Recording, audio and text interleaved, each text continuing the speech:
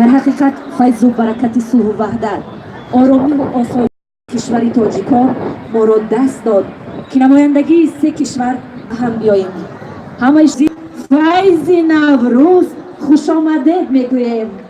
در خاندان تمام ساکنان سیاره فیض و برکت و صلح و ثبات را تمنا داریم. امروز کنسرت واقعا فرق کننده است. افضلیت اساسی امروز کنسرت در آن میباشد که امروز سه سرایندگان مملکتی با هم دوست، برادر، همسایه در همین ورزشگاه با شکوه و زیبا کنسرت مشترکی خویش را برگزار کرده ایستادند. امروز سرایندگان نامی از جمهوری ازبکستان یک قرصک برای سویج می‌نوند. همزمان از جمهوری اسلامی افغانستان یک قرصک‌های بلند شما مهمان مخصوص هستند و سرایندگان بهترین جمهوری تاجیکستان نیز ترانه‌های خود را مخصوصاً برای والد خاطری شما اجرا خواهند کرد. دوستان عزیز، تماشاگران گرامی قدر، هر یک شما را بار دیگر با جشن بزرگی مایان جشن نوروز صدقاً تبریک نموده. برای هر یک شما خانوادگی، سلامتی، سربلندی و دائما مثل همین روز هر روز شما پرشکوه، پر از شادی، پر از نشاط و پر از خوشحالی باشد. نوروزتان مبارک. بهترین اگر شما اجازت دید، اجازت رو چگونه شما میدید؟ من میخوام که قرصک‌های شما رو همین دوره که عموما هست قرصک همگان رو بشنویم، بعدا ما آغاز میکنیم کنسرت امروز رو. همگان راضی؟ اینک یک دو سه.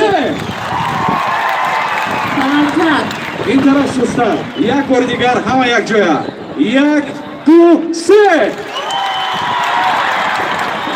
بهترین دوستان عزیز، این توقی باشد ما رسما کنسرتی امروزه را تحت عنوان فیض نوروز کشاده گفته اعلان می‌نماییم. بار دیگر قرصک‌های تاجیکانه شما به خاطر هنرمندانی که امروز بهر والد خاطری ما اینجا جمع آمدند. دوستان عزیز، یک قرصک تاجیکانه. با این صحنه اولین شده هنرمندی جوان نفری که بیایسته کوشش کرده ایستادند که سرود و ترانه‌های نو و نو را برای مخلصان، برای هواداران خود اجرا نماید. استقبال میگیریم در صحنه ایدانه ما شهلا حفیظова. مرحبا.